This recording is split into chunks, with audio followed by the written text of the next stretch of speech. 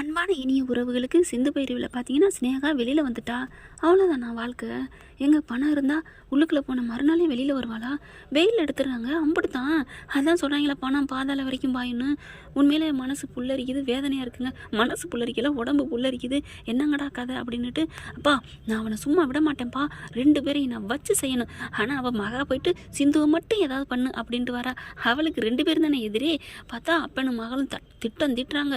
என்ன பண்ணலாம் ஏது பண்ணலான்னு மண்டையை போட்டு பிச்சுக்கிட்டு இருக்குதுங்க. ஆனால் சும்மா விட மாட்டேன்ப்பா, இப்போ என்ன பண்ணலாம், இரு ஒரு ஐடியா சொல்கிறேன் அப்படின்னு சொல்லிட்டு 2 பேரும் பிளானிங்கில் இருக்கிறாங்க. இதுக்கு நடுவில் இந்த பிள்ளை பார்த்தா கூட்டிக்கிட்டு வேணால் காணிக்க சாத்த போகிறேன் அப்படின்னு சொல்லிட்டு வெளியில் வேலை செஞ்சுட்டு முருகன் கோயிலுக்கு போயிடுறாங்க.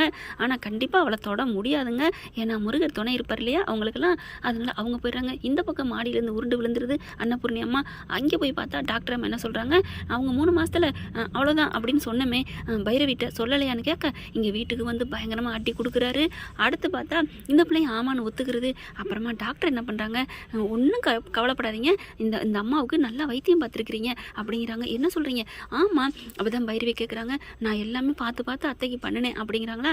அதனால் நல்லா ஆயிட்டாங்க, இனிமேல் கவலையே இல்லை, ஆயுசுக்கும் அவங்களுக்கு 100 வருஷம் ஆயுசோட கெட்டியோட இருப்பாங்க அப்படின்னு டாக்டர் சொன்னோன்னே சந்தோஷம் தாங்கலை. அப்படியே பைரவியை கட்டி பிடிச்சிக்கிறாரு. சாரி பைரவி அப்படிங்கிறாரு. அடுத்து வீட்டுக்கு வந்துடுறாங்க. வீட்டுக்கு வந்ததுக்கப்புறம் அம்மா பத்திரமா பார்க்குறாரு.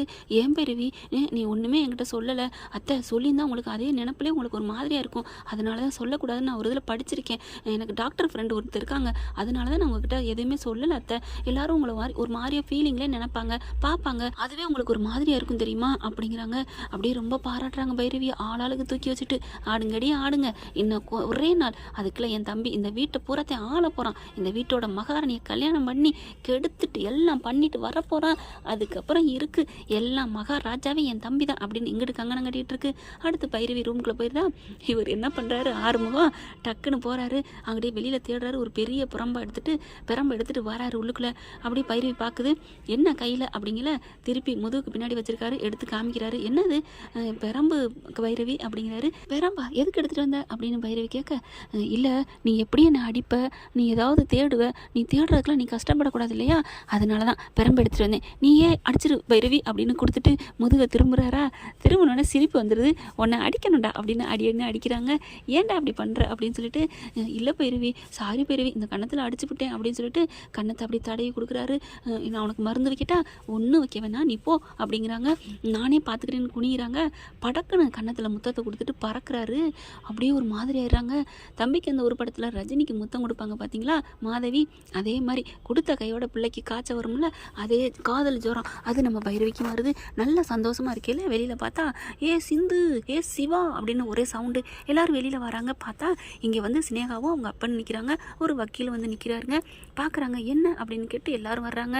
என்னடி எதுக்கு நீங்கள் வந்த, ஏன்டிங்க வந்த, நீங்கள் வரவே கூடாது அப்படின்னு சொல்லிட்டு அன்னபூர்ணி பயங்கரமாக கத்துறாங்க. ஹே நிறுத்து, என்ன உன் வீட்டில் தலைவாழை விருந்து போல் சாப்பிட வந்திருக்கேன் அப்படின்னு சொல்லிட்டு, வக்கீல் சார் வாங்க அப்படிங்கிறாங்க. அந்த நோட்டீஸை கொடுங்க அப்படிங்கிறாங்களா. இது முறைப்படி போஸ்ட்டில் தான் வரணும், அதுவும் வரும், ஆனால் நாங்கள் கையில் ஒன்று கொடுக்குறோம் வாங்கிக்கோங்க அப்படின்னு கொடுக்குறாங்க. பார்க்குறாங்க எல்லாரும். பார்த்த கையோட 20 கோடி ரூபாய் மோசடி பண்ணியிருக்காரு உன் புள்ள, எங்கே சிவா எங்கே அப்படிங்கிற சிவா வந்துடுறாரு. தான் வந்துட்டானே மோசடிக்காரன் அப்படின்னு சொல்லிட்டு சிவா உடனே நம்ம சிந்து உடனே கோவிக்கிறாங்க. ஏய் இங்கே பார், மோசடிக்காரன்லாம் பேசாத, அவ்வளோதான் உனக்கு மரியாதை, நீங்கள் தாண்டி மோசடி கும்பல், என்ன ஏமாத்துறீங்களா அப்படின்னு சிந்து கேட்க, அச்சோ உன் சொற்பொழிவெல்லாம் கேட்குறக்கு எனக்கு காது ரெடியாக இல்லைம்மா, இது என்ன கோர்ட்டுன்னு நினச்சிக்கிட்டியா, இது ஸ்னேகாவோட கோர்ட்டு, இங்கே என்னோட ஆட்டம் தான் ஆரம்பமாகுது, என்னோட விளையாட்டு தான் நடக்கும் அப்படின்னு சொல்லிட்டு படித்து பார்த்தியா அப்படிங்கிற வாங்கி ஆளாளுக்கு படித்து பார்க்குறாங்க. 20 கோடி ரூபா ஒரே வாரத்தில் கொடுக்கணும். ஒரு வாரத்தில் என்னடி நினச்சிட்டு இருக்க, எதுக்கடி உனக்கு ஒரு வாரத்தில் கொடுக்கணும், நான் 2 நாள் டைம் கொடுத்துருப்பேன், ஆனால் 2 நாளில் உன்னால் புரட்ட முடியாது இல்லையா, அதனால தான் 1 வாரம் டைம் கொடுத்துருக்கேன், 1 வாரத்துக்குள்ள நீ கொடுக்கல நீ ஜெயிலு தான், கண்டிப்பாக நாங்கள் எஃப்ஐஆர் போட்டு உள்ளார தள்ளுவோம், இது உறுதி, அப்பா வாப்பா இவன் மூஞ்செல்லாம் முழிக்க கூடாது அப்படின்ட்டு போகிறாங்க.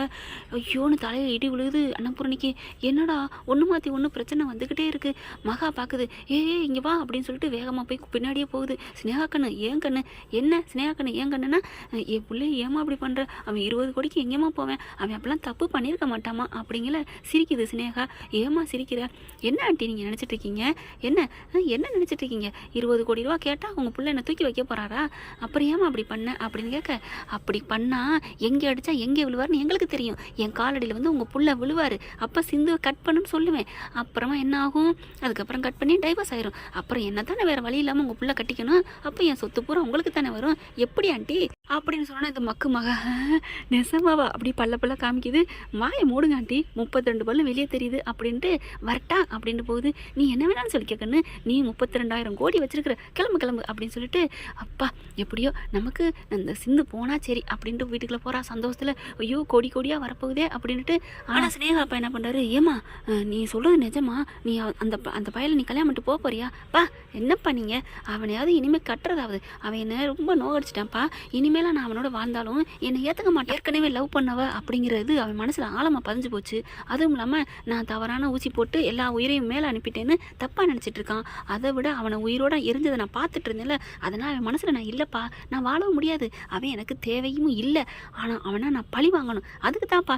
அப்புறம் அவன் ஆத்தாட்ட பேசுனதெல்லாம் சும்மா பொருடா அது அப்படின்னு நம்பிட்டே இருக்க வேண்டியதான் அப்படின்னு கிளம்புறாங்க. அதாங்க எலியோனை வலியோன்னு அடித்தா வலியோன்னு அடிக்க வயத்தில் வல்லன் ஒருத்தன் இருப்பான் அப்படின்னு சொல்லுவாங்கள்ல, அதே மாதிரி தான் இங்கே வந்து காயத்ரி வாழ்க்கை கெடுக்குன்னு நினைக்கிது இந்த பிள்ளை மகா. ஆனால் இவங்க வாழ்க்கை கெடுக்கிறதுக்கு சினேகா வந்துட்டா. ஓகே ஃப்ரெண்ட், பார்க்கலாம், இப்படி தான் போகலாம். இந்த பதிவு உங்களுக்கு பிடிச்சிருந்துச்சுன்னா உங்கள் பொண்ணான கையில் ஒரு லைக்கை போட்டு சப்ஸ்கிரைப் பண்ணிடுங்க. Thank you friends.